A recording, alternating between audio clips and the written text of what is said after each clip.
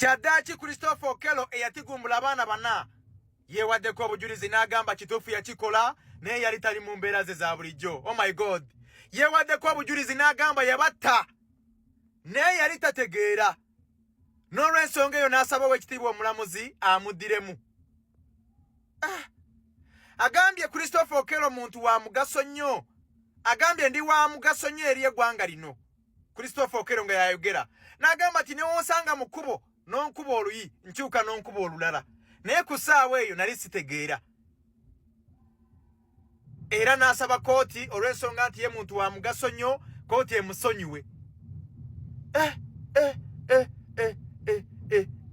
Kaweddemu. Onyum Okello Christopher era takomyawo n'agamba nti ebya statement police ze yaleeta ezagamba nti abaana yabatta nga sacrifice nga noonya bya bugagga nti ezo zo si ntuufu, ebyo byombo bamufoosinga bifoosinge okuba nga abyogera nti okutuufu okutako yatta naye tamanyi nsonga lwaki yatta, naye ebiro ebyokugamba nti yali akola sacrifice kunoonya bugagga ebyombo bakakamukake okubyogera. The intention, the reason for me killing is that I did it for the riches, and I sacrificed the children, my Lord, for that, and I did intentionally. Could I please get that? Could you please repeat that? Where is that writing? Oh my God. So, my Lord,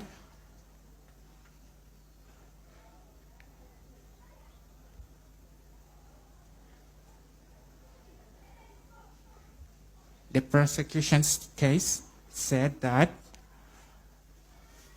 I confessed to killing the 4 children in a ritual sacrifice deliberately for riches, right?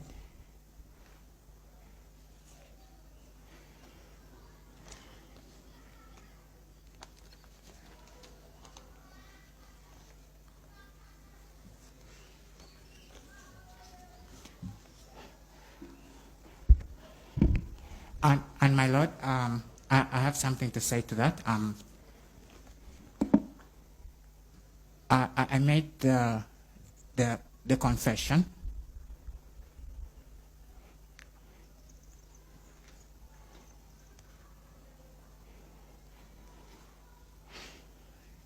In the charge and caution statement and the plain statement and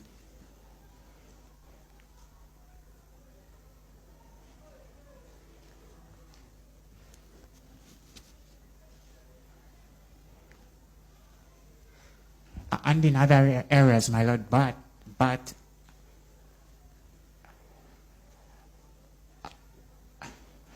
I was pressed hard to do so, my Lord. I didn't have any choice to say anything else or what I wanted to say, my Lord.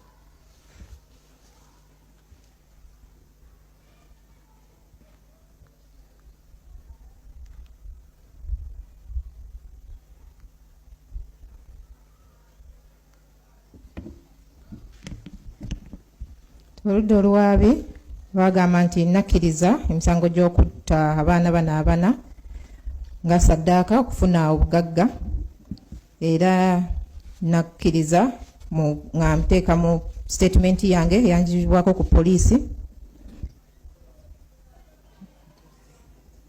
ne mu statement gye baali bamaze okuntegeeza nti byonna byenjogera bisobola okukozesa ng'obujulizi, naye bankaka kuba nali sirina kyakusalawo kubategeeza kiki nali nze njagala okubategeeza. Christopher Onyum ng'agezaako okubanga annyonnyola ebyo byenkugambye nti abwakanyiza ebyokugamba nti yatta abaana ng'asacrifice nga anoonya ebyobugagga. Tegyo statement mbu poliisi yeyamukaka ebyogere.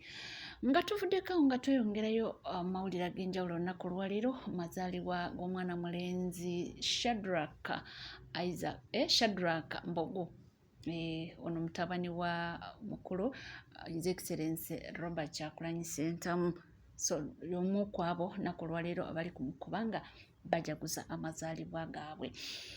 Nga tweyongerayo mu mawulire ag'enjawulo, ono talina bigambo biwoomu eri omukulu Bebe Cool era amugambye nti taata nkimanyi nti gwe oli munene era mbu bw'oyogerwako otabuka, naye nze olunaku olwaleero kankugambeko. Kano kakoledde big size Bebe Cool. Amanyi ennaku zino mukambwe mukko, amanyi n'okuyisaamu empi. Nalabye awo waliwo omugagga Jeff Kiwa yamuyisizaamu empi just kumuboozaako bobooza. Kati ate nze amukoledde ne video ndowooza ayinza okugamba oyaani saagala nakumanya.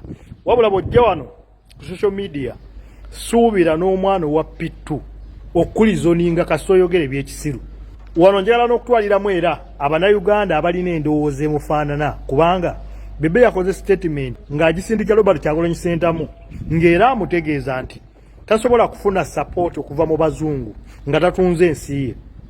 Abazungu okuyambako okulwanirako gwe okufuna entebe y'eggwanga oteekeddwa okutunda ebyobugagga by'ensi yo omuli amafuta ne golodi. Kakati njagala okubuuza Bebe Cool, bw'obanga oli musajja anoonyereza oba bw'obanga oli informed, mu nsi abazungu boyogerako abasinga kankuwe kyokulabirako mu mawanga gatwetoolodde wano nga mu Middle East, tewali project gye baali bataddemu mutwe ne bajja ebyobugagga by'ensi eyo refinery ne bagikola mu neighborhood country oba refinery ne bagikola mu neighboring country nga bw'olaba Uganda bwe yakola refinery Tanzania. Ekyokubiri, senga Uganda eyo yali ekyafugibwa abazungu yali badde eri more better than the way how it is now, ng'efugibwa era abagwira abanyuma. Njagala okutegeeza nti Uganda efiiriddwa emirundi mingi okusinga singa ebadde efugibwa abazungu, kubanga kyanga basoma budget y'eggwanga tebatubuulirangako sente ziva mu golodi biki bye zikola, tebatubuulirangako sente ziva mu nnyanja zikola biki, tebatubuulirangako sente zitunda crude oil ziri mmeka ezijja mu ggwanika ly'eggwanga. Wabula tumanyi bumanya nti Uganda erina golodi, Uganda erina amafuta, Uganda erina ennyanja, naye tetumanyi na kumanya sente mmeka ng'Abannayuganda zebikoze na zebikola. Kisingako okubeera n'abazungu abasobola okukuwa accountability. Nze wano mu ggwanga mwendi abazungu be bazimba airport, America be bazimba airport, wabula top manager CEO n'abeera waabwe, ebifo ebisigadde byonna byabanansi bana babasinga okufunamu. Bino mubyogera mu abo abalina okutegeera okutono, wabula tukuba ekifaananyi ekigazi. Economic wise singa Uganda yali ekyakontrolingibwa n'abazungu yali badde eri more much better than how it is ng'eri mu abo ng'eri mu mikono gyabo abagirina olwaleero, kubanga ate bo bazisenziike mu kinnya eggwanga baalikwata terina yadde ebbanja. Tuli mu trillions eziwera 30 ez'okusasula mabanja, naye n'ebyobugagga byaffe by'omuttaka tebatubuulira nti owaayo omwaka guno ku bbanja litubanjibwa tusasuddeko bwe ziti. Kati olwo gwe tolabanga kyalibadde kirungi ne tukyusaamu ne tubeerako n'obukulembeze obulala ne tubusaba accountability. Naye buli lwe tunaabeera n'obukulembeze bwammwe obuliwo eva ebbanja ligenda kukiipinga nga lyakimulatinga ate nga tewali na mechanism erisasula. Mukanya kwewola bwewozi wabweri wa ggwanga naye ng'ate n'ezibbibwa zikyabalemedde okusalira amagezi.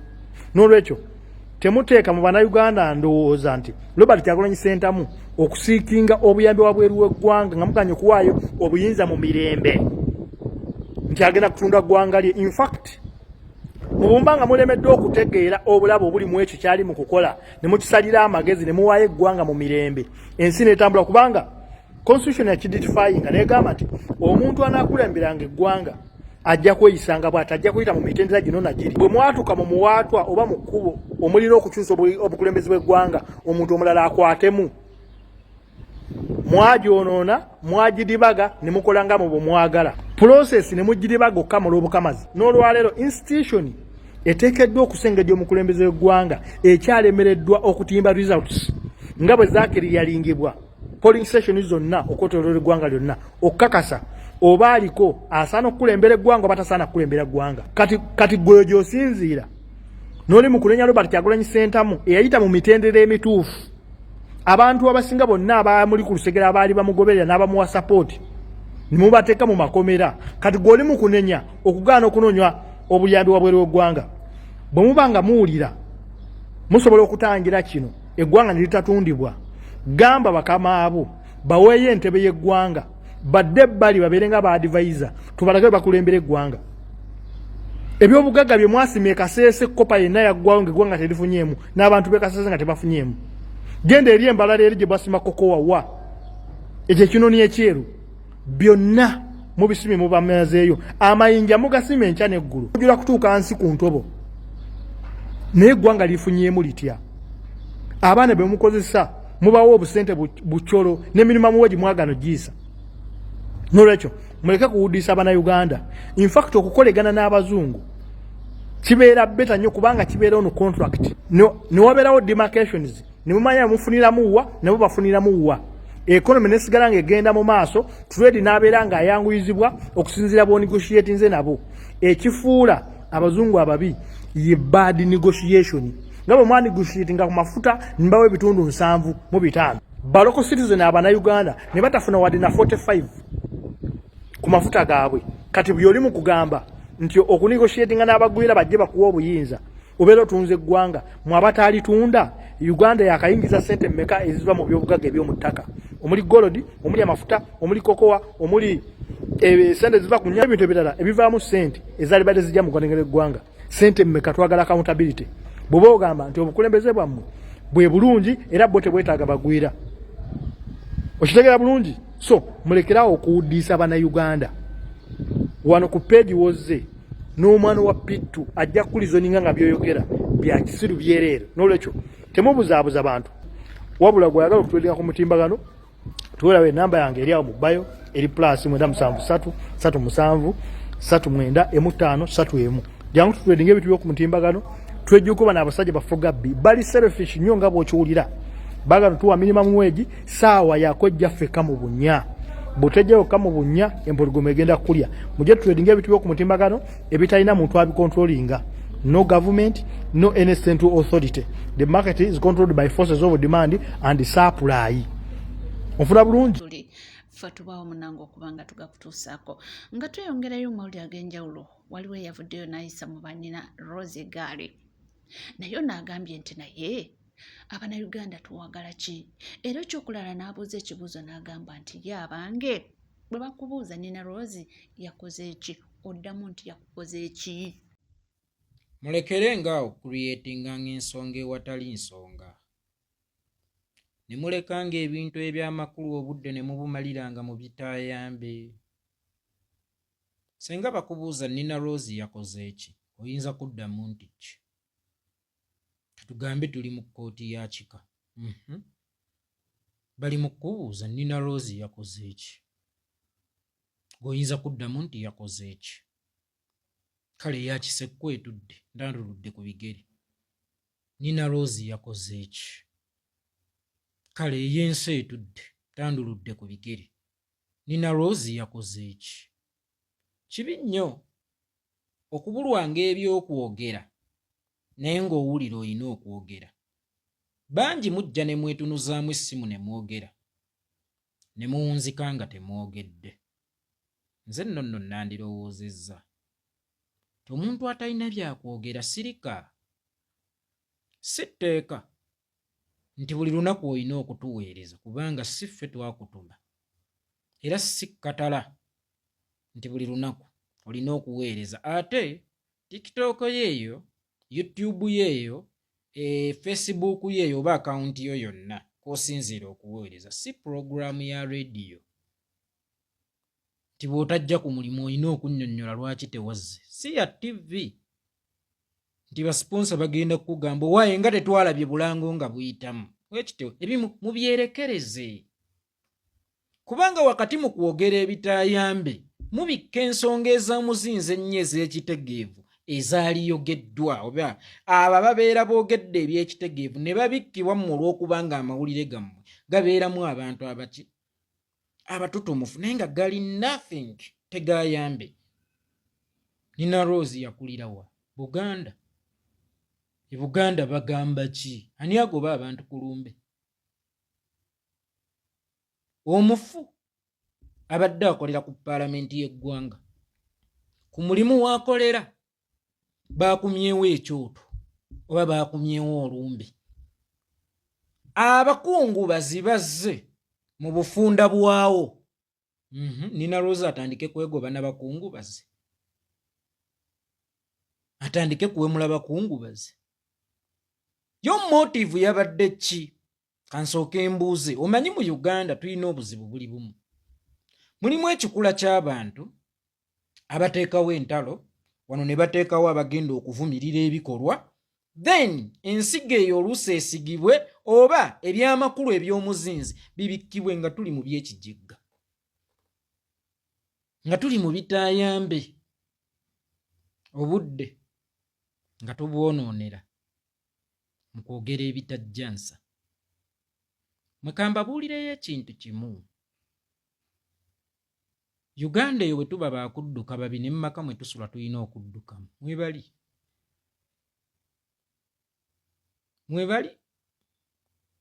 ng'oyo akutereereza bulangiti ekiro gw'oteekako ekifubo, gw'oteekako omutwe oti ku kifubo, nga naye kasajja wadde nga mukazi. Oyo awusigaalo gwe mulina mu kiyungu akyayinza obutaba awusigaalo, nga naye kasajja wadde ng'olaba ng'omufumbi. Oyo gw'olaba era olujja n'alutukuza nga si mwezi, nga naye kasajja. Mu kyo kikyentegeeza. Eyatya okufa teyajja mu byabufuzi. Era nabagamba ebyobufuzi si kinyumo. Era bwe tuba kudduka buvunaanyizibwa ne Uganda tulina okugidduka mu kubanga yonna efumbekedde babi. N'omwami wo ggwe muwala alabika mubi. Mwami ggwe mukyala wo alabika mubi. Gwe ssebo boosi abakozi bo balabika babi. Tugendewa. Ekiba bwe kiti eggwanga litulina ovaamu. Netulireka batufuge. Weewatali babi. Nga ne mubasabiriza mulimu ababi, nga n'abalalu ku nguudo mulimu ababi.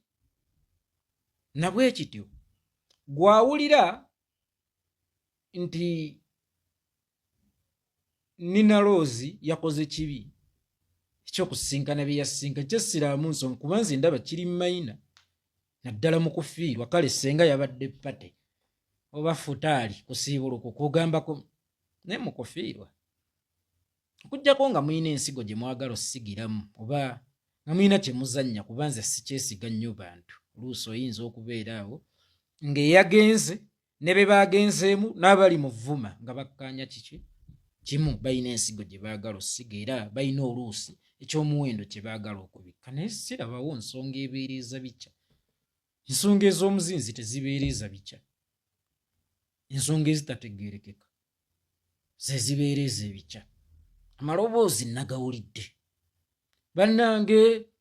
Bannange newankubadde tebasalira mufu musango, naye mwebeereremu, nammwe mugira nnyo, muzunga nnyo n'ebirala ebiringa ebyo. Yeesinzikiriza kwebeerera mu kintu kikulu nnyo. Naye mweno Uganda kaakati omuntu ali seefu, ali magomba, ate naye tali, kuba batera obbasimulayo. So temudiscouraginga balwanyi, kola buvunaanyizibwa bwabwe. Omusirikale omutuufu afiira mu lutabaalo. Eno tuli mu jihad. Nakimuli Honorable yafiiridde mu jihad. Yabadde tayinza kudduka buvunaanyizibwa bwe, era bw'aba abadde alina okubaako badduka ne baatadduka aweereze baani? Emirimu abadde agenda gikolerawo ewatali babi, nga nkugambye ne mu buliri gye bali. Ebyobufuzi si kinyumo. Kano nkabaddiramu. Ebyobufuzi si kinyumo. Gwabirabanga ekinyumo yeggwa kyatya n'okufa. Nze ndi muntu atambulira mu kufa buli lunaku. Simanyi oba bukya, simanyi oba bunaakeesa, ne nayingira nkikola ki?